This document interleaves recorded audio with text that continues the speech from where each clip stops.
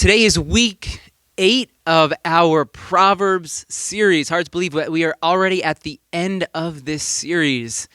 And when I was putting the entire series together, I knew that this is how I wanted to end our study in the book of Proverbs. So I have titled this one, The Inadequacy of Traditional Wisdom, or The Elephant in the Room.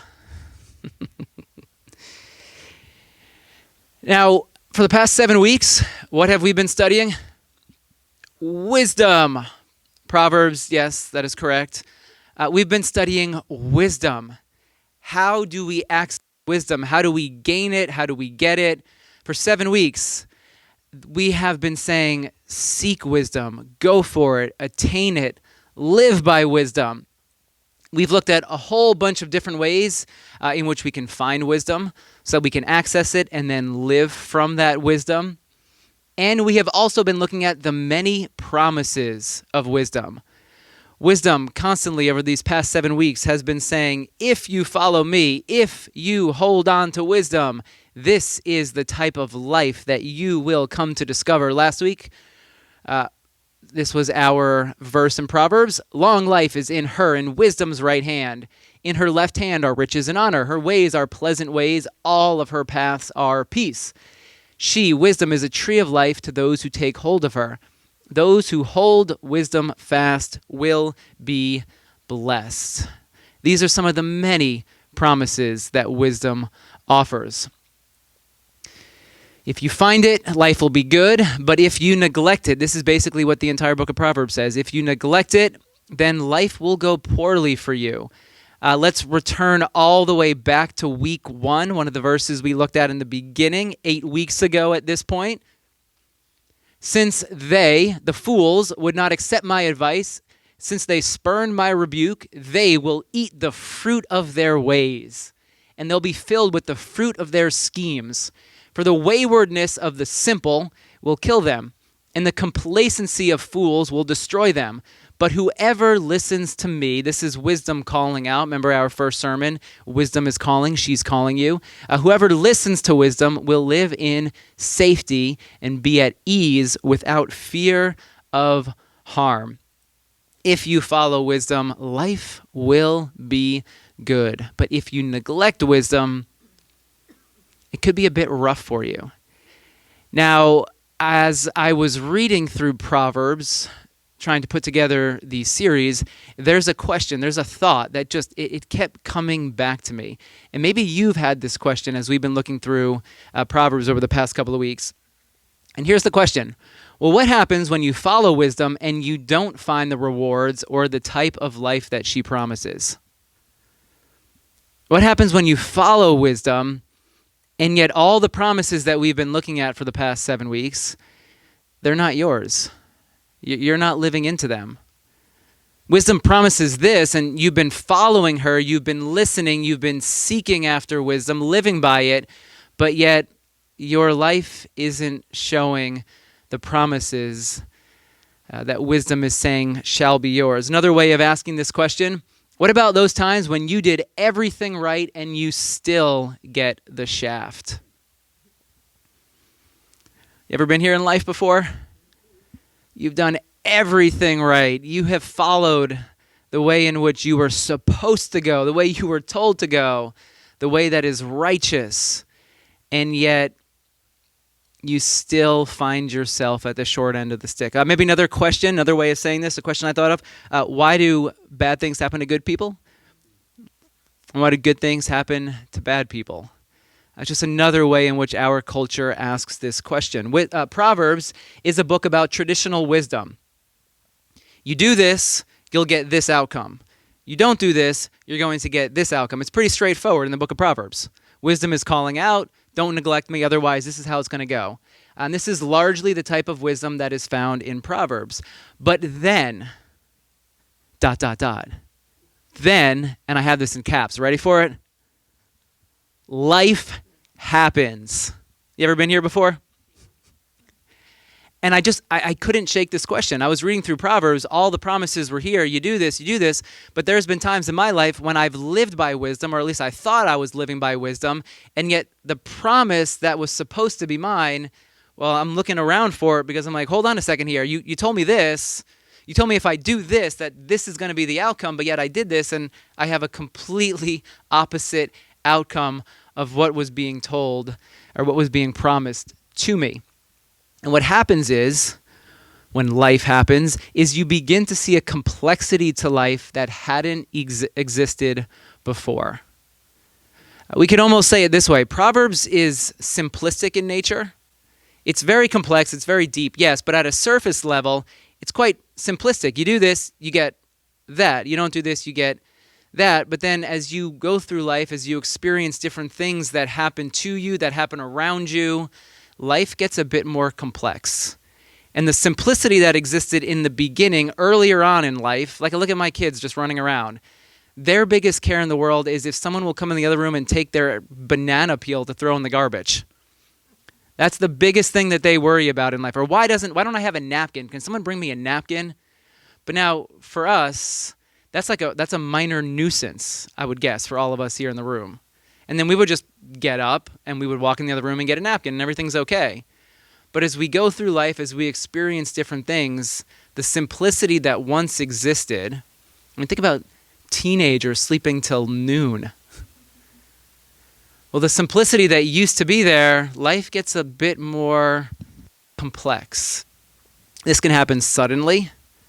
There can be an event that just shakes you to the core. Something happens, a tragedy strikes, there's a loss that you experience, and now that which it held you so secure, it's no longer there, and so that simplicity, it's gone, and now in this one sudden event, life becomes a bit more complex. Sometimes it can be sudden, other times it can be a bit more gradual. There's a certain string of events, there's a chain of events. Little things begin to add up. And that simplistic way of looking at the world, of looking at life, it begins to erode a bit. And life takes on a bit more mystery, a bit more complexity. The questions that you're asking about life, about your life, they have a little more depth to them. There's another layer that you've come to uncover. So Proverbs is great. But yet, then we go through things and we find ourselves asking, yes, but what happens when I don't achieve that which Proverbs is promising? So in the Bible, we have the books of Ecclesiastes and Job. Now, Ecclesiastes and Job are quite different than the book of Proverbs. If you've read through them, they set themselves up differently than the book of Proverbs does. But at the same time, Ecclesiastes and Job are also considered books of wisdom.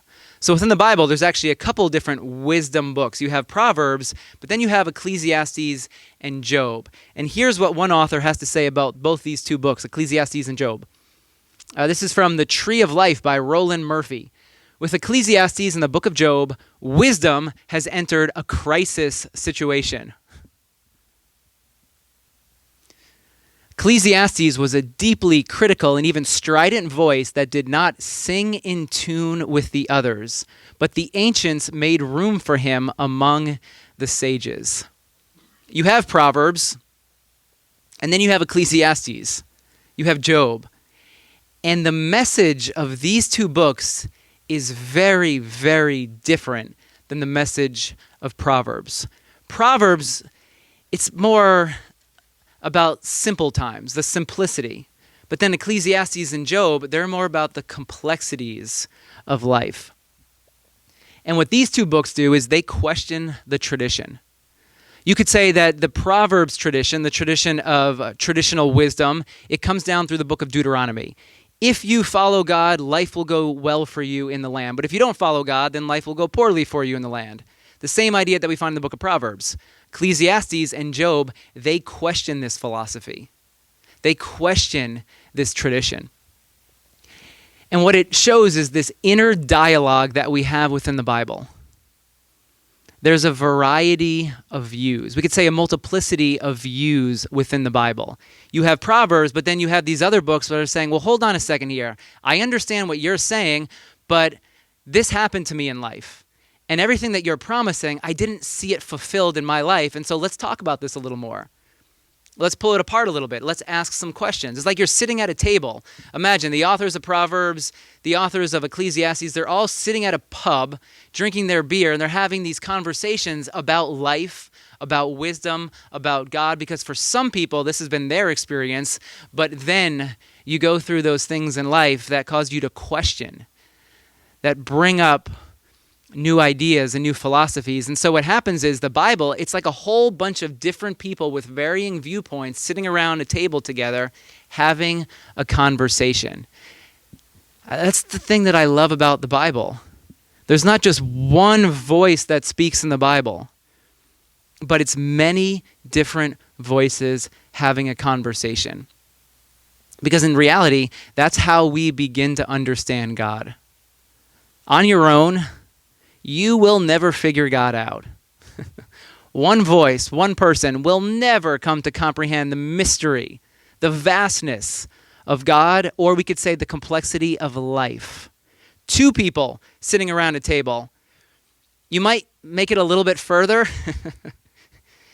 You might dig a little bit deeper, but you will never come to understand the complexity of life. You'll never come to understand the fullness of God. All of us together at a table will never, as many voices as we can have together, as many experiences that we can share with each other of what we have gone through in life, we'll begin to unpack a little bit more about the mystery of life and the vastness of God. And this is what I believe the Bible shows us.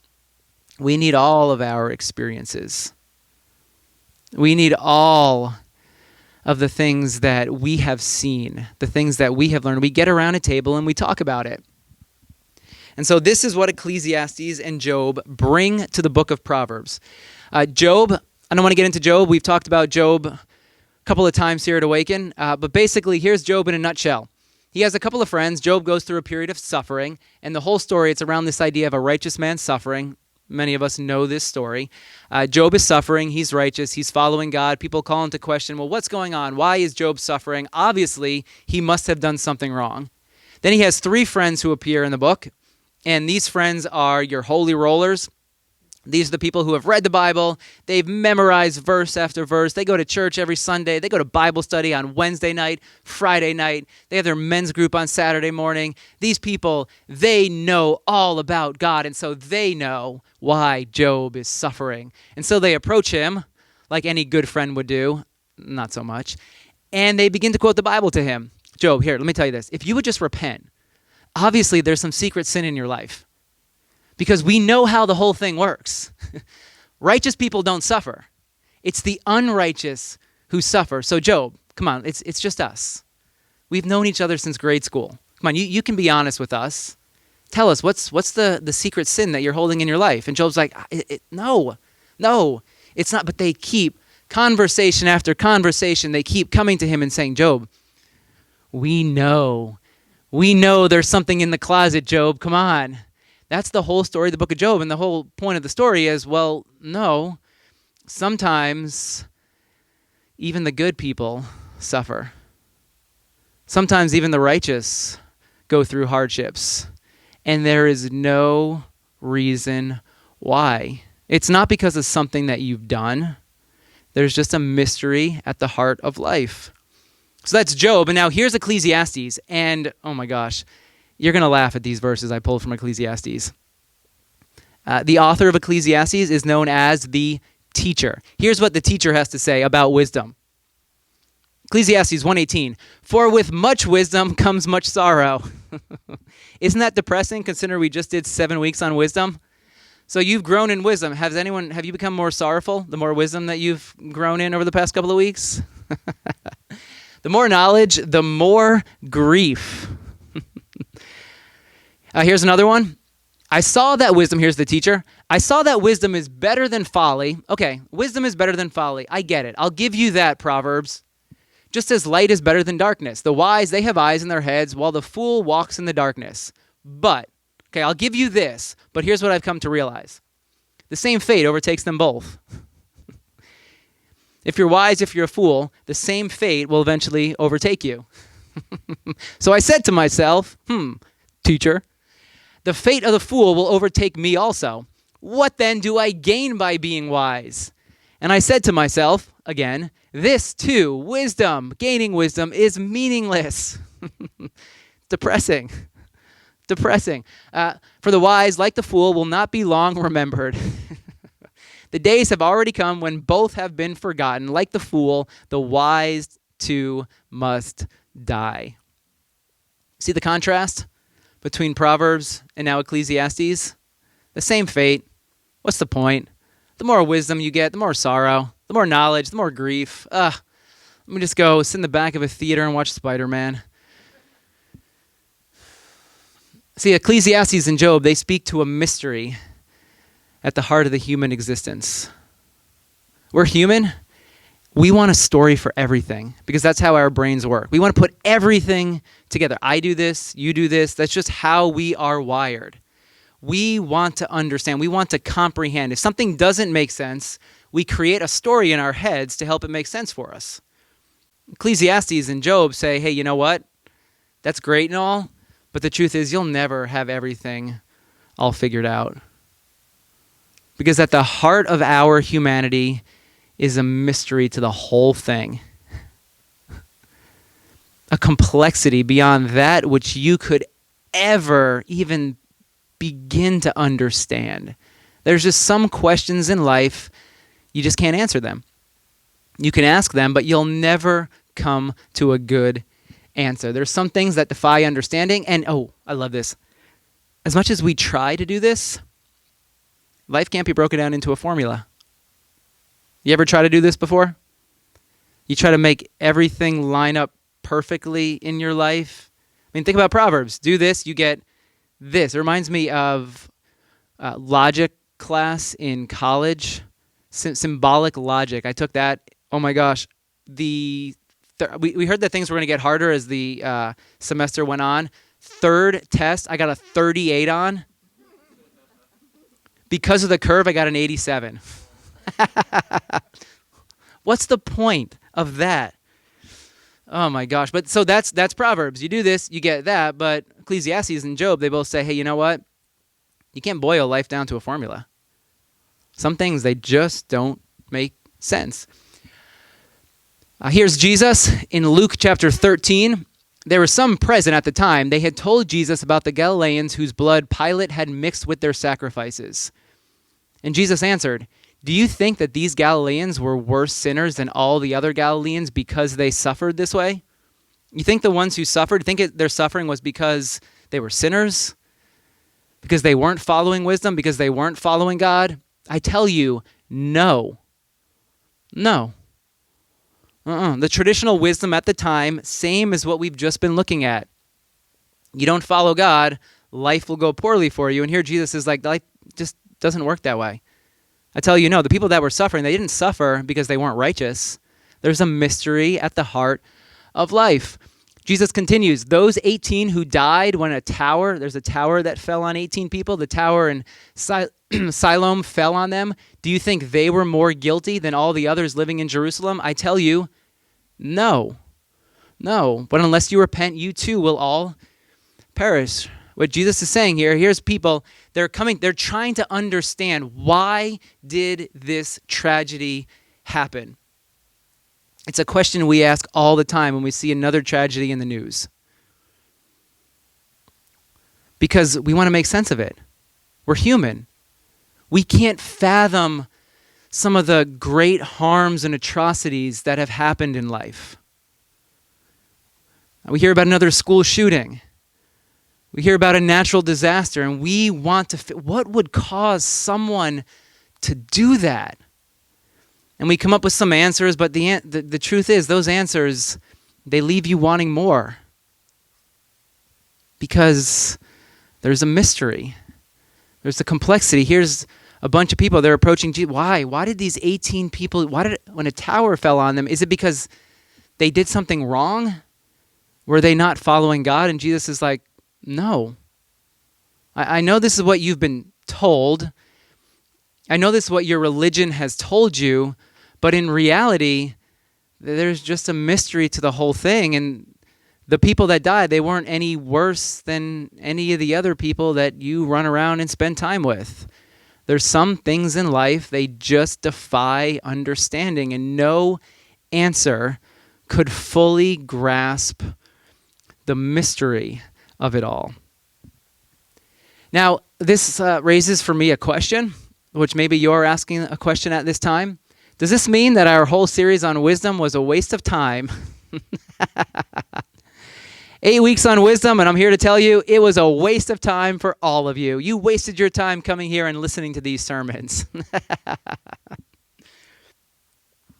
Why should I still pursue wisdom? After giving a sermon like this, that is my task right now, to sell you on why you should still pursue wisdom. You read Proverbs, then you read Ecclesiastes, you're like, forget about the whole book of Proverbs. 3 responses to why you should still pursue wisdom. First, we'll look at Ecclesiastes again. Ecclesiastes 12. Not only was the teacher wise. Here's the end of the book of Ecclesiastes. So after all of this, wisdom, I don't want wisdom. Here's how Ecclesiastes is summarized. The teacher was wise. He had some weird type of wisdom, right? Maybe we could call this wisdom beyond wisdom. Wisdom beyond the simplicity. Not only was the teacher wise, but he also imparted knowledge to the people. He pondered. He searched out and set in order many proverbs. The teacher searched to find just the right words, and what he wrote was upright and true. What we have at the end of Ecclesiastes is like a commentary on all the teacher's writings.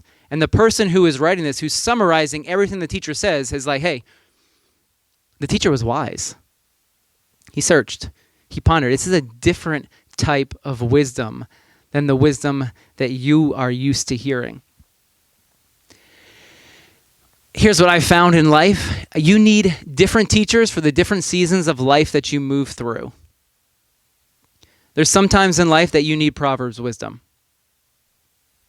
There's some times in life when you just need it really straightforward and really simple. And it's really helpful for where you are. I mean, I believe that every single teaching, every proverb that we looked at over the past 7 weeks, I found wisdom in those proverbs. That's why I brought them before you, because there was something about them that was speaking to me, and it did something within me, and so I wanted to share it with you because I thought there was so much wisdom there. But then there's some times in life when you have that tragedy. You have those questions, and you need a different teacher. You don't need the teacher of Proverbs. You need the teacher of Ecclesiastes or the teacher of Job to sit with you in the mystery, to sit with you in the complexity, in the times when life isn't making sense, in the times when life, you just don't understand it. You need a teacher who will sit with you in that season of life that you find yourself in. You need someone, and I think Ecclesiastes and Job do this well. You need someone. I can't believe I forgot to turn my phone off. One time I didn't turn it off a couple of months ago. And I told my friend, he kept texting me, and sometimes that's what happens. Someone just gets on a chain or whatever. And I told him, he's like, rookie move. I'm like, I'll never do that again. That's not wisdom. What these books do is they help you wrestle with the difficult questions of life.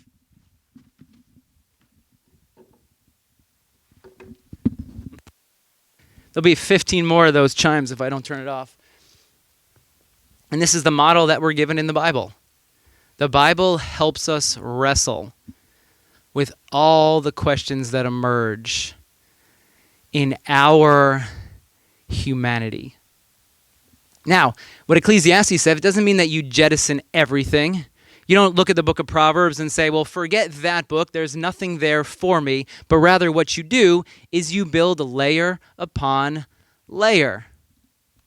You build wisdom upon wisdom. There's traditional wisdom, but then there is, maybe you could call it post-traditional wisdom. So sometimes you need that traditional wisdom, but other times you need a different type of wisdom to carry you along. And this helps you go deeper into the heart of complexity. Nowhere in the book of Ecclesiastes does the teacher encourage folly. Here's one of my favorite verses in Ecclesiastes. As dead flies give perfume a bad smell, so a little folly outweighs wisdom and honor. Nowhere does the teacher say, you know what? It's meaningless. Forget wisdom. Just go and chase after folly. No, right here, he's like, hey, you know what? Just even a little bit of folly can mess the whole thing up. So, yes, wisdom sometimes can produce some problems, but continue pursuing wisdom. Continue pursuing it in your life. And then let's look at this verse in Proverbs. Let's finish it off with a verse in Proverbs, since we are in a Proverbs series. Proverbs 24:16. For though the righteous, maybe we could say the wise, though they fall 7 times, they rise again. But the wicked, the fools, they stumble when calamity strikes. I love this verse. There's so much wisdom here. The wise, the righteous, you're going to fall. Because falling is a given in life. Messing up, getting it wrong, neglecting wisdom happens to all of us. You'll be there multiple times in your life. The Christian Bale Batman series, there was this scene right in the beginning, I think of the first one, when it's young Bruce, and he's there with his dad, and he falls down. Do you remember this scene? It's an iconic movie scene. He falls down, and his dad asks him, he says to young Bruce, why do we fall? And remember what the answer was? I saw Ted and George. You guys both get gold stars today. Yeah, so we can learn to pick ourselves back up. Falling is inevitable. You're going to fall. You're going to scrape your knee. You're going to get some blood on your hands. It's going to happen. It's how we learn. It's how we learn the path for us in life. The wise, those who build their life on wisdom, they'll rise again. But those who build their lives on foolishness, it's going to be a whole lot harder to get back up again when they do fall.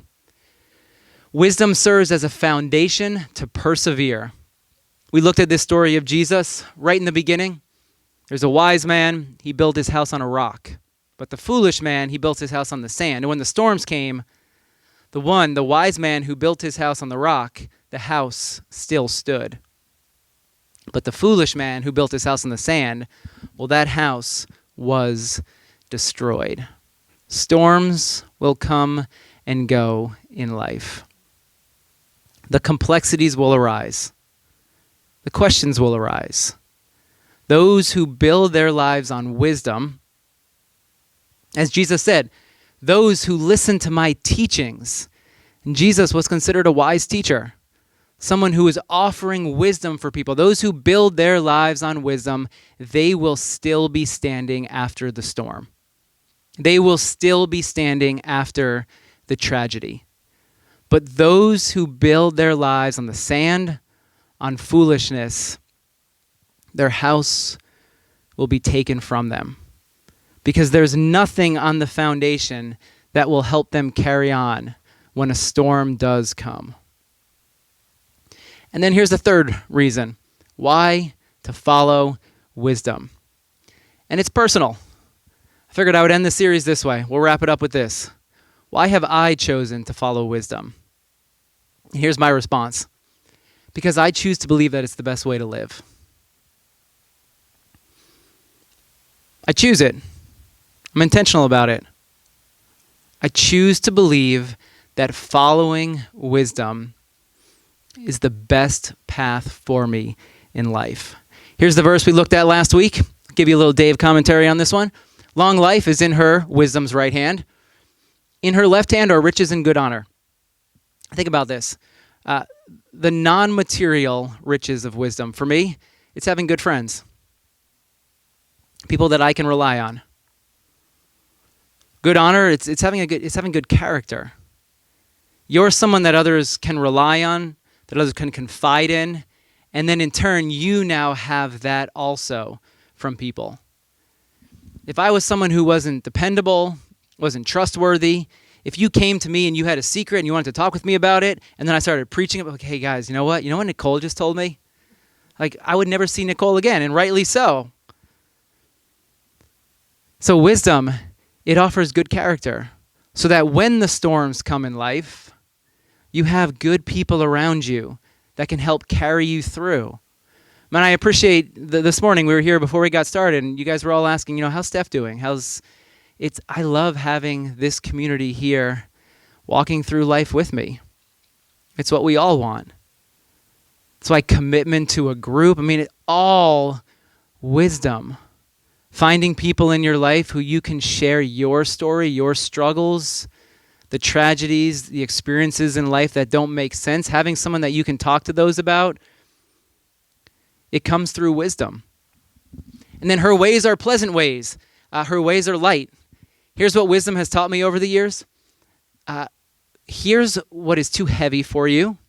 Here's what isn't pleasant. And then here's what is yours to carry. I think we looked at this a bit last week. Her ways are pleasant.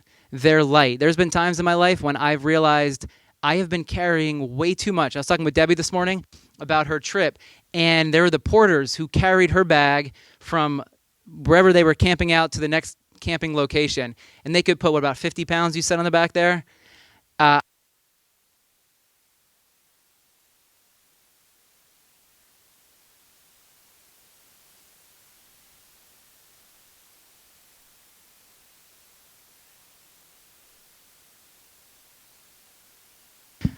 But you learn what you can carry. You learn what's yours. This is what wisdom is teaching me. This is too heavy for you. You got to let this go. You got to jettison this because this isn't yours. And the truth is, as I've been learning this, as I've been listening to this voice of wisdom, life feels a bit more pleasant. Because what happens